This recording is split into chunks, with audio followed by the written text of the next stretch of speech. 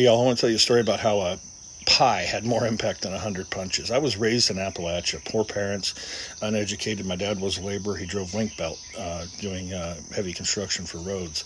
And that meant we had to move. And one time he moved us down to Virginia. And being poor folks, they rented a place that was for poor folks, and it just happened to be in a black area. And this is 10, 12 years after desegregation, right? And being young, I didn't know nothing. And so my best friend at that time was a little black boy. His name was James, and his mama's name was Queenie. And man, me and James just tore up the town, you know what I mean? And went to each other's houses, and we ate, and we did all of that. And then I started school. And after school, every day, there was this kid named Charles. And him and his friends would wait for me, and they would just beat me up. And it was every single day, man. There was so much hatred towards me,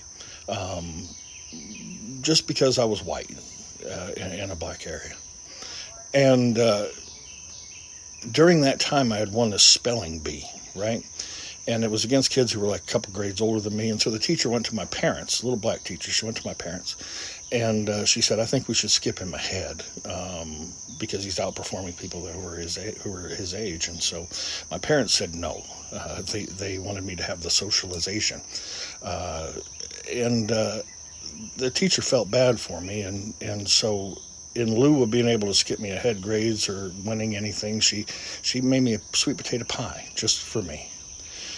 And when I think back on Virginia and what it was like growing up at that time, man, I don't think about Charles. I don't think about the anger. I think about James, and I think about Queenie, and I think about that wonderful black teacher and a sweet potato pie given to a poor white kid. See, guys, hate isn't defeated by arguments. It's defeated by proximity, by friendship, by being fed at someone's table, by a teacher who believes in you, by a neighbor who treats you like family. That's how we defeat hate. I love y'all. Bye.